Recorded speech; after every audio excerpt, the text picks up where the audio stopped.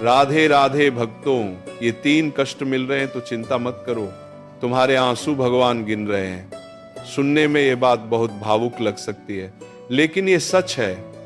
और आज ये बात उन सभी लोगों के लिए है जो अभी किसी बड़े दर्द से गुजर रहे हैं, जिन्हें लगता है कि उनकी तकलीफ कोई नहीं देख रहा, जिन्हें लगता है कि उनके आंसुओं की कोई कीमत नहीं, जिन्हें लगता है कि वे अकेले हैं।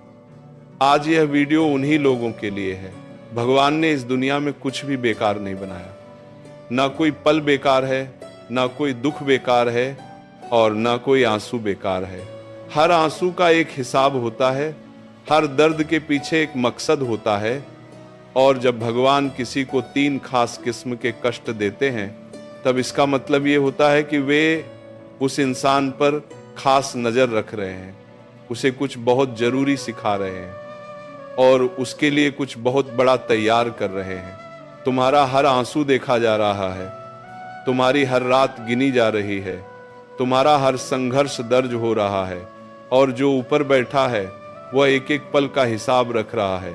तुम्हें लग रहा है कि तुम अकेले हो, पर सच ये है कि जिस क्षण तुम सबसे अधिक अकेले महसूस करते हो, उसी क्षण भगवान तुम्हारे सबसे करीब होते हैं। पर आज एक बहुत महत्वपूर्ण बात समझनी है। कुछ कष्ट ऐसे होते हैं जो ये संकेत देते हैं कि भगवान की विशेष दृष्टि तुम पर है। कुछ दर्द ऐसे होते हैं जो ये बताते हैं कि तुम्हारे जीवन में कुछ असाधारण होने वाला है। कुछ तकलीफें ऐसी होती हैं जो भगवान की तैयारी की निशानी होती है। आज हम समझेंगे वे 3 कष्ट जो यदि तुम्हारे जीवन में हैं तो चिंता मत करो, क्योंकि तुम्हारे आंसू भगवान गिन रहे हैं, और एक दिन वे एक एक आंसू का हिसाब चुकाएंगे। पहला कष्ट, जब तुम सच्चे हो फिर भी गलत साबित किए जाओ। ये संसार का सबसे तीखा दर्द है। जब तुम जानते हो कि तुम सही हो, जब तुम जानते हो कि तुमने कुछ गलत नहीं किया, जब तुम्हारी नीयत साफ थी, तुम्हारे इरादे पवित्र थे, तुम्हारे कर्म ईमानदार थे, फिर भी संसार तुम्हें गलत ठहराता है, फिर भी लोग तुम पर उंगली उठाते हैं, फिर भी तुम्हारी सच्चाई पर कीचड़ उछाला जाता है। ये कष्ट इसलिए असहनीय होता है क्योंकि इसमें तुम अपना बचाव भी नहीं कर सकते। जब तुम गलत हो तो तुम स्वीकार कर सकते हो, जब तुम्हारी गलती हो तो तुम माफी मांग सकते हो, पर जब तुम सही हो और फिर भी गलत ठहराए जाओ तो तुम क्या करो? कितने लोगों को सफाई दो, कितने दरवाजों पर जाकर अपनी सच्चाई सिद्ध करो। और जब तुम ये देखते हो कि झूठ बोलने वाले आगे बढ़ रहे हैं, चालाकी करने वाले सफल हो रहे हैं, दूसरों को धोखा देने वाले सम्मानित हो रहे हैं, और तुम जो ईमानदारी से जी रहे हो वह पीछे छूट रहे हो, तब मन में एक भयानक प्रश्न उठता है, क्या ईमानदारी का कोई मोल नहीं? क्या सच्चाई का कोई पुरस्कार नहीं? क्या भगवान देख नहीं रहे? सुनो, भगवान देख रहे हैं, वे हर बात देख रहे हैं। वे झूठ भी देख रहे हैं और सच भी, वे धोखा भी देख रहे हैं और ईमानदारी भी। वे उन लोगों को भी देख रहे हैं जो आज आगे हैं, और उन्हें भी जो आज पीछे हैं। पर भगवान का न्याय तुरंत नहीं होता, भगवान का न्याय गहरा होता है, भगवान का न्याय पूर्ण होता है, और इसीलिए वह समय लेता है। सोचो, एक न्यायाधीश जो सबसे बड़ा हो, वो जल्दबाजी में फैसला नहीं देता, वो पूरे मामले को देखता है, सभी पहलुओं को जांचता है, और फिर जो फैसला देता है वो अटल होता है। उसी तरह जब भगवान फैसला देते हैं तो वह फैसला अटल होता है। वह फैसला टाला नहीं जा सकता, वह फैसला बदला नहीं जा सकता, और उस फैसले में तुम्हारा हर आंसू, हर अपमान, हर झूठा इल्जाम सब शामिल होता है। इसलिए जब तुम्हें गलत साबित किया जाए तो तुम्हें केवल एक काम करना है, अपनी सच्चाई पर अडिग रहना, अपने कर्म शुद्ध रखना, और भगवान पर भरोसा रखना कि वे सब देख रहे हैं। तुम्हें हर व्यक्ति के सामने अपनी सफाई देने की जरूरत नहीं है, क्योंकि जो तुम्हें समझना चाहते हैं वे बिना सफाई के भी समझेंगे, और जो नहीं समझना चाहते वे सफाई के बाद भी नहीं समझेंगे। इसलिए अपनी ऊर्जा सफाई देने में नहीं, बल्कि अपने काम में लगाओ। जब कोई तुम पर झूठा इल्जाम लगाए तो भीतर से एक काम करो, उस इल्जाम को भगवान के चरणों में रख दो। कहो कि हे प्रभु, तुम जानते हो मैं सही हूं, अब तुम देखो, और फिर चुप हो जाओ। ये चुप्पी कमजोरी नहीं है, ये सबसे बड़ा विश्वास है। ये कहना है कि मुझे अपने भगवान पर इतना भरोसा है कि मुझे अपनी सफाई खुद देने की जरूरत नहीं, वे मेरी सफाई देंगे, वे मेरा सत्य प्रकट करेंगे। और ये होता है, सत्य हमेशा प्रकट होता है। झूठ कुछ समय तक शोर मचा सकता है, पर वह टिकता नहीं, एक दिन वह अपने भार से गिर जाता है और सत्य जो चुपचाप खड़ा था वह सबके सामने आ जाता है। इतिहास में ऐसे अनगिनत उदाहरण हैं जहां सच्चे लोगों को पहले गलत ठहराया गया, पहले अपमानित किया गया, पहले झुठलाया गया, पर अंत में सत्य की जीत हुई और वे लोग जो आज उन्हें गलत ठहरा रहे थे वही एक दिन उनके सामने झुके। तुम्हारे साथ भी यही होगा। बस धैर्य रखो, बस सच्चाई का दामन मत छोड़ो और बस ये जानते रहो कि तुम्हारे आंसू भगवान गिन रहे हैं। और एक बात, जब तुम्हें गलत ठहराया जाए तब एक खतरा होता है। वो खतरा ये है कि तुम स्वयं अपनी सच्चाई पर संदेह करने लगो। जब बार बार एक ही बात सुनाई दे कि तुम गलत हो तो एक समय के बाद मन उस पर विश्वास करने लगता है। इसलिए सावधान रहो, अपनी अंतरात्मा की आवाज सुनो। वह आवाज जो तुम्हें बताती है कि तुम सही हो, उस आवाज को संसार के शोर में मत दबने दो। तुम्हारी अंतरात्मा तुम्हारी सबसे सच्ची साक्षी है और भगवान उसी अंतरात्मा में बैठे हैं। जब तुम्हारी अंतरात्मा कहे कि मैंने सही किया, तब संसार की कोई भी आवाज तुम्हें डिगा नहीं सकती। दूसरा कष्ट, जब तुम्हारी मेहनत का फल किसी और को मिले, यह कष्ट उतना ही गहरा होता है जितना पहला। तुमने रात दिन एक करके काम किया, तुमने अपनी नींद कुर्बान की, अपना आराम कुर्बान किया, अपनी इच्छाएं कुर्बान की, तुमने पूरी लगन से, पूरी निष्ठा से, पूरे समर्पण से काम किया और जब फल मिलने का समय आया तो वो फल किसी और को मिल गया। किसी ने तुम्हारा श्रेय ले लिया, किसी ने तुम्हारा काम अपने नाम कर लिया, किसी ने तुम्हारी मेहनत की कीमत पर अपनी सफलता बना ली और तुम वहीं खड़े रहे, खाली हाथ, थके हुए, टूटे हुए, ये सोचते हुए कि मेरे साथ ये क्यों हुआ। ये कष्ट इसलिए और अधिक दर्दनाक होता है क्योंकि इसमें तुम्हारी मेहनत का अपमान होता है, तुम्हारे समय का अपमान होता है, तुम्हारे त्याग का अपमान होता है। और जब त्याग का अपमान होता है तो वह सबसे गहरी चोट होती है। पर यहाँ एक बहुत गहरी बात समझनी है। भगवान के खाते में तुम्हारी हर मेहनत दर्ज है, तुम्हारा हर त्याग लिखा गया है, तुम्हारी हर रात जो तुमने जागकर काम किया वो गिनी गई है, तुम्हारा हर आंसू जो तुमने उस मेहनत में बहाया वो देखा गया है। और भगवान के खाते का हिसाब कभी गलत नहीं होता। जो तुमने दिया है उसका फल तुम्हें मिलेगा। शायद उसी काम में नहीं मिले, शायद उसी समय नहीं मिले, शायद उसी तरह नहीं मिले जैसा तुमने सोचा था, पर मिलेगा अवश्य। ब्रह्मांड का एक अटल नियम है, जो ऊर्जा तुम देते हो वह कभी नष्ट नहीं होती, वह एक रूप से दूसरे रूप में बदलती है। जो मेहनत तुमने एक जगह लगाई वह किसी दूसरी जगह से तुम्हारे पास लौटेगी। जो बीज तुमने एक खेत में बोया वह किसी दूसरे खेत में उग सकता है, पर उगेगा अवश्य। इसीलिए निराश मत हो। ये मत सोचो कि मेरी मेहनत व्यर्थ गई। तुम्हारी मेहनत व्यर्थ नहीं गई, वह केवल अपना रूप बदल रही है, वह केवल अपना रास्ता ढूंढ रही है और एक दिन वो तुम्हारे पास लौटेगी उससे भी बड़े रूप में।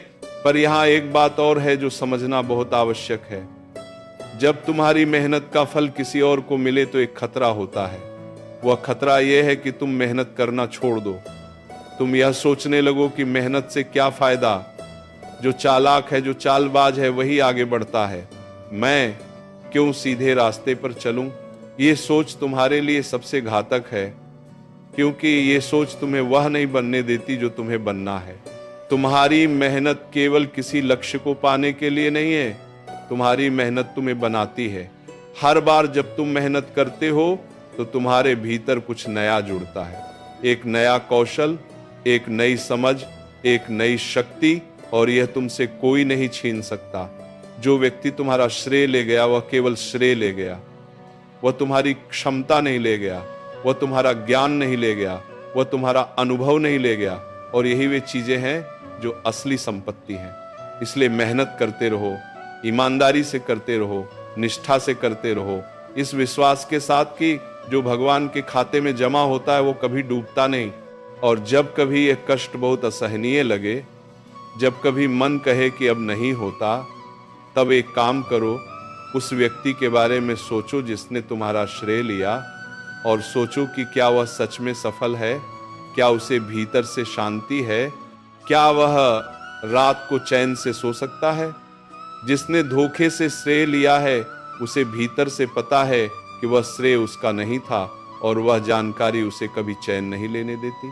पर तुम जिसने ईमानदारी से काम किया, तुम जिसने पूरी निष्ठा से प्रयास किया, तुम्हें भीतर से एक शांति है, एक संतोष है। वह संतोष जो किसी पुरस्कार से नहीं आता, जो किसी और की स्वीकृति से नहीं आता, जो केवल ईमानदार प्रयास से आता है।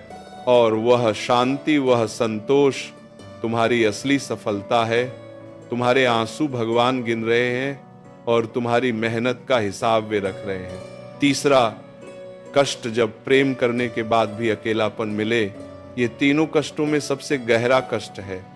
जब तुमने पूरे मन से प्रेम किया, जब तुमने निस्वार्थ भाव से दिया, जब तुमने किसी के लिए अपना सब कुछ लगा दिया और बदले में तुम्हें मिला अकेलापन, बदले में तुम्हें मिली उपेक्षा, बदले में तुम्हें मिला तिरस्कार, यह कष्ट हृदय के सबसे कोमल हिस्से को छूता है, क्योंकि प्रेम मनुष्य की सबसे पवित्र भावना है। जब वह भावना ठुकराई जाती है तो एक ऐसी चोट लगती है जो दिखती नहीं पर महसूस होती है। एक ऐसा दर्द होता है जिसे शब्दों में नहीं कहा जा सकता। कभी यह कष्ट तब आता है जब तुमने किसी बच्चे के लिए अपना जीवन समर्पित कर दिया और वह बच्चा बड़ा होकर तुम्हें भूल गया। कभी यह कष्ट तब आता है जब तुमने किसी साथी को अपना सर्वस्व दिया और वह किसी और के पास चला गया। कभी यह कष्ट तब आता है जब तुमने एक परिवार के लिए सब कुछ किया और उस परिवार में तुम्हारी कोई जगह नहीं बची। कभी यह कष्ट तब आता है जब तुमने मित्रता को इतना महत्व दिया और वह मित्र सुविधा के समय ही आया। इस कष्ट में एक विचित्र विरोधाभास होता है। जितना अधिक तुमने दिया उतना अधिक अकेलापन मिला, जितना अधिक प्रेम किया उतना अधिक तिरस्कार मिला, और यह विरोधाभास समझ नहीं आता। मन पूछता है कि यह कैसा न्याय है। पर इस कष्ट के बारे में एक बहुत गहरी सच्चाई है जो समझना आवश्यक है। जो व्यक्ति इतना प्रेम कर सकता है, जो इतना दे सकता है, जो इतना निस्वार्थ हो सकता है, उस व्यक्ति के लिए भगवान के पास एक विशेष स्थान है। ये प्रेम करने की क्षमता भगवान की देन है, ये देने की शक्ति भगवान का आशीर्वाद है, और जिसे ये क्षमता दी गई है उसे भगवान एक विशेष उद्देश्य के लिए तैयार कर रहे हैं। वह उद्देश्य केवल एक इंसान से प्रेम करना नहीं है, वह उद्देश्य बहुत बड़ा है, और इसीलिए भगवान उस प्रेम को छोटी जगह में बांधे नहीं रखते। वे उसे मुक्त करते हैं, वे उस प्रेम को उस जगह से निकालते हैं जहां उसकी कद्र नहीं, ताकि वह उस जगह पहुंचे जहां उसकी सच में जरूरत है। जब तुम्हारा प्रेम ठुकराया जाता है तो भगवान उस प्रेम को संरक्षित करते हैं, वे उसे बचाते हैं, और एक दिन वे उसे उस जगह भेजते हैं जहां वो सच में काम आए। इसलिए अपना प्रेम करने की क्षमता मत खोना, ये सबसे बड़ी गलती होगी। जो व्यक्ति दर्द के बाद प्रेम करना छोड़ देता है वो अपनी सबसे बड़ी शक्ति खो देता है। पर साथ ही ये भी सीखो कि प्रेम और मोह में अंतर है। प्रेम देता है और मुक्त करता है, मोह देता है और बांधता है। प्रेम बिना अपेक्षा के होता है, मोह अपेक्षाओं से भरा होता है। जब तुम्हारा प्रेम निस्वार्थ होता है, जब तुम बिना यह सोचे देते हो कि बदले में क्या मिलेगा, तब वह प्रेम सबसे शुद्ध होता है, और वह शुद्ध प्रेम भगवान तक पहुंचता है। भगवान वह प्रेम देखते हैं, वे उस प्रेम की पवित्रता देखते हैं, और वे उस प्रेम को खाली नहीं लौटाते, वे उसका हिसाब रखते हैं। जब तुम्हें लगे कि तुम्हारे प्रेम की कोई कदर नहीं, जब तुम्हें लगे कि तुम्हारा देना व्यर्थ गया, तब ऊपर देखो और कहो कि हे प्रभु, मैंने जो दिया वह तुम्हें अर्पित है, उसका हिसाब तुम करो और फिर शांत हो जाओ। जो प्रेम भगवान को अर्पित हो जाता है वह कभी व्यर्थ नहीं जाता, वह एक दिन तुम्हारे पास 100 गुना होकर लौटता है। भक्तों, तुम्हारे आंसू भगवान गिन रहे हैं, तुम्हारी रातें भगवान देख रहे हैं, और एक दिन वे उन सब का हिसाब इस तरह चुकाएंगे कि तुम चौंक जाओगे। जो आज सच में गलत ठहराया जा रहा है वह एक दिन सबसे अधिक सम्मानित होगा। जिसकी मेहनत का फल आज किसी और को मिल रहा है, उसे एक दिन वह मिलेगा जो किसी को नहीं मिला।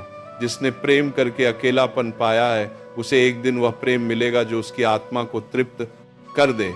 देर है, अंधेर नहीं है। बस थोड़ा और रुको, बस थोड़ा और विश्वास रखो, बस थोड़ा और टिके रहो, क्योंकि तुम्हारे आंसू गिने जा रहे हैं, और जो गिने जाते हैं वे व्यर्थ नहीं जाते। राधे राधे।